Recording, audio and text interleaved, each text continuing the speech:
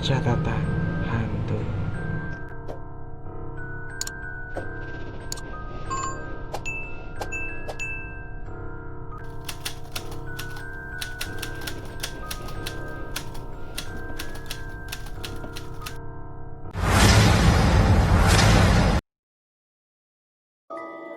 Kali ini aku akan bercerita tentang sebuah kisah yang tak biasa. Ini adalah sebuah kisah tentang roh seorang perempuan yang masih mengembara karena dendam dan amarah. Kejadian ini terjadi sekitar 6 tahun yang lalu, tepatnya pada bulan Agustus tahun 2014. Pagi itu, aku berangkat ke sekolah seperti biasanya. Aku salah satu siswa di sekolah menengah kejuruan dengan jurusan farmasi. Tidak ada yang aneh di hari itu. Masih kuingat, hari itu adalah hari Senin.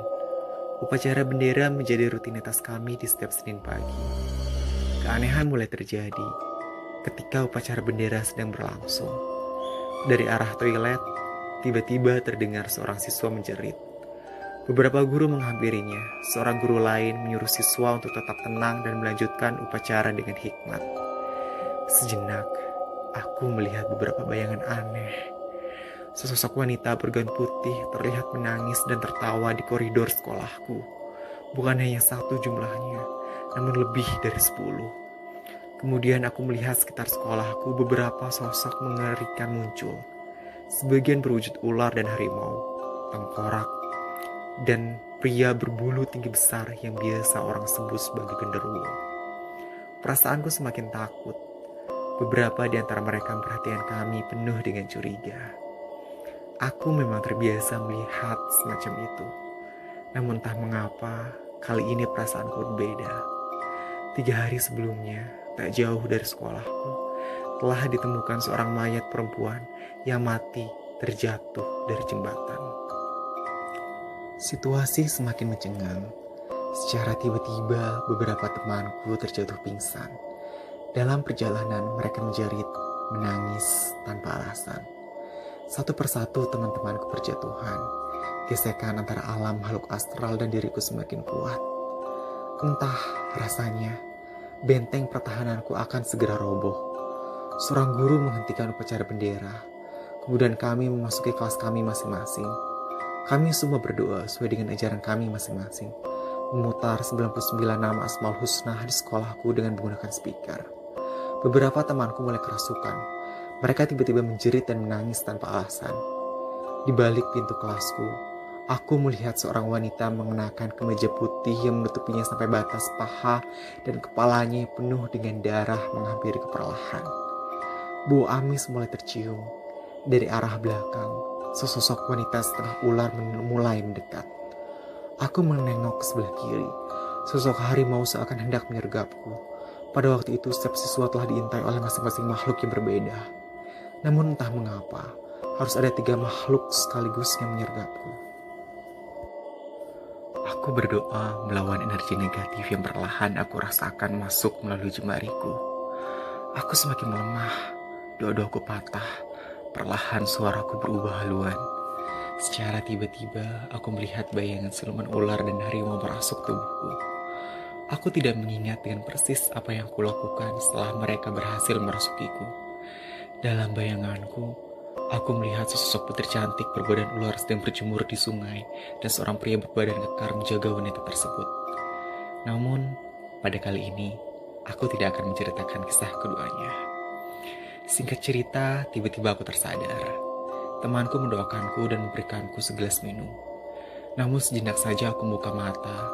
Sesosok wanita bergaun putih dengan noda merah di pakaian dan kepalanya tepat di depanku.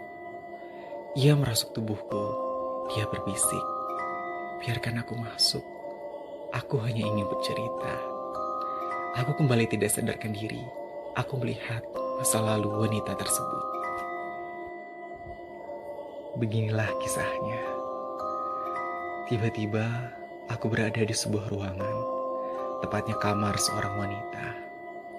Seorang wanita berambut panjang tengah berbincang melalui telepon dengan kekasihnya. Aku mendengar mereka hendak menikah bulan depan. Dia cantik, orang tuanya memanggil namanya Gita. mengenakan pakaian semacam kemeja putih dan rok hitam. Wanita tersebut berdandan di depan cermin. Masih kuingat dengan jelas senyumannya yang manis, pasti mampu memikat hati para pria. Dia berangkat bekerja di salah satu supermarket di kotanya sebagai seorang kasir. Tiba-tiba, aku berada di ruang waktu yang berbeda. Ini malam hari. Ya, benar, ini malam hari. Aku berada di sebuah supermarket, namun tak ada yang mengenaliku. Wanita tersebut membawa motor metiknya di malam hari hendak menuju ke rumah setelah selesai bekerja. Kemudian di tengah perjalanan yang sepi dan gelap, motornya tiba-tiba terhenti. Seorang pria berbaju kuning mendekatinya. Pria tersebut menawarkan bantuan untuk membawanya membeli bensin dengan menggunakan motornya. Awalnya aku melihat wanita tersebut menolak. Namun karena malam semakin larut dan tak ada pilihan lain, dia menerima pertolongannya. Aku mengikutinya. Dalam bayanganku, aku melewati sekolahku. Tiba-tiba, pria tersebut bukannya membawa pada keramaian, namun berbelok ke sebelah kanan menuju sebuah daerah yang masih hutan dan jarang dijamah orang. Di sana terdapat sebuah jembatan kecil. Pada saat itu, aku merasa heran. Aku dapat berjalan dengan kecepatan yang tak biasa. Bahkan, aku dapat mengikuti motor pria yang membawa Gita tanpa terlambat sedetik pun. Gita semakin khawatir. Dia menyuruh pria itu berhenti, namun pria tersebut mengabaikannya. Sampai akhirnya tiba sebelum jembatan itu, pria tersebut berhenti. Kemudian di balik semak-semak, ketiga pria lainnya muncul. Dua di antaranya mengenakan pakaian hitam dengan sebuah anting berbentuk cincin menempel di salah satu telinganya. Satunya seorang pria berkaos merah. Kemudian seorang pria menjambak rambut Gita. Mereka mendorongnya. Gita semakin ketakutan. Aku mencoba menolongnya dengan memukul para pria tersebut. Entah mengapa aku tak dapat menyentuhnya sama sekali. Sampai akhirnya aku ingat, ini adalah ingatan roh wanita bernama Gita yang merasukiku. Gita terjatuh di jalanan. Kemudian dia berlari, namun tangannya ditarik oleh pria tersebut. Kedua pria itu mencoba merobek pakaiannya. Satunya lagi memeluknya dengan sangat keras dan menggerayangi tubuhnya dan melepas rok hitam yang dikenakannya. Aku ketakutan, memikirkan berbagai macam cara untuk menolongnya, namun semuanya sia-sia.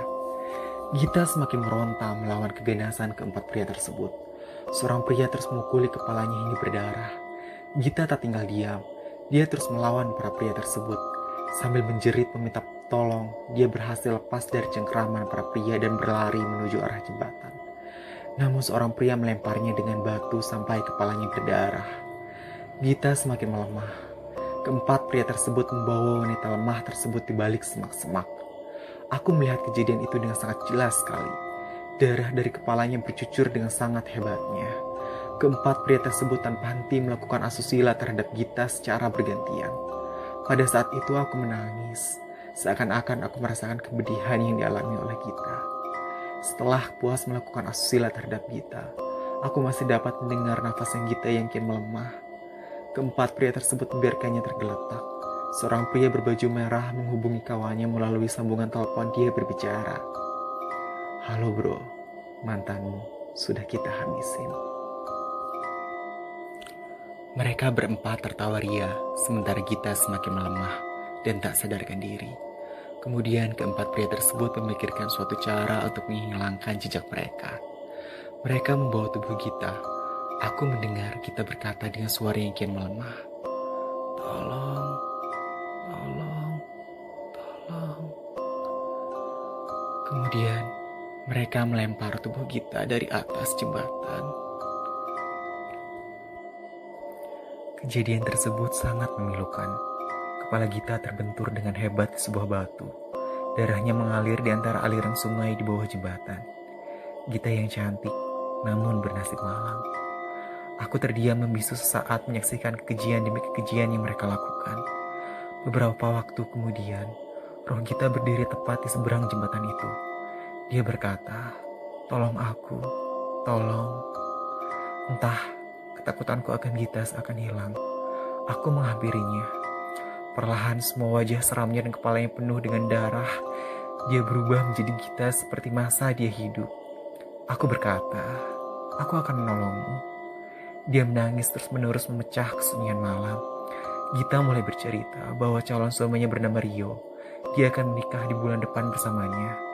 Gita masih memiliki dendam karena pembunuh sebenarnya adalah mantan kekasihnya bernama Aldi. Dia dan Aldi menjalin hubungan selama 3 tahun. Namun Gita mengkhianatinya. Dia berkata, dia tidak mencintai Aldi dengan sepenuh hati. Dia hanya memanfaatkan Aldi karena dia terlahir dari orang kaya. Berbeda dengan calon suaminya yang hanya bekerja sebagai pegawai di salah satu restoran di kotanya. Pada akhirnya, Gita memutuskan hubungan secara sepihak dengan Aldi dan menjalin hubungan dengan Rio yang akan menjadi calon suaminya di bulan depan. Dia hanya ingin aku menceritakan kebenarannya kepada keluarganya dan menyampaikan permintaan maaf kepada orang tuanya. Secara tiba-tiba, kita menjerit dengan sangat keras, seakan-akan merasakan kepanasan. Tiba-tiba aku tersadar. Aku melihat sekitarku. Ternyata aku telah berada di rumah. Seorang ustadz sudah ada di depanku sambil membaca beberapa ayat suci. Aku telah kembali. Aku melihat Gita di belakang ustadz itu. Aku memanggilnya, Gita. Dia hanya tersenyum dengan raut wajahnya yang cantik. Kemudian dia pergi meninggalkanku. Setelah kesadaranku pulih, mereka berkata bahwa aku tidak bangun selama 24 jam penuh. Nafasku pun melemah, kaki dan tanganku terasa sangat dingin. Beberapa aliran darah seakan berhenti mengalir ke kaki dan tanganku. Aku menangis memeluk kedua orang tuaku. Aku bimbang, mengapa banyak sekali orang di rumahku.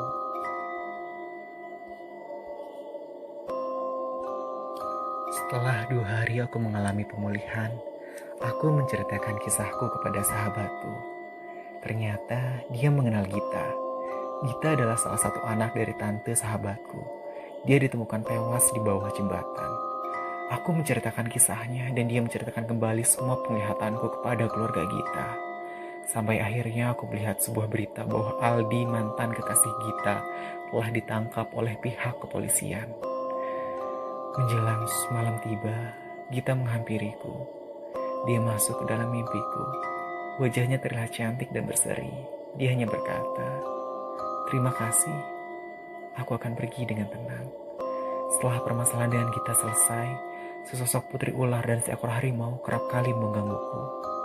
Bersambung.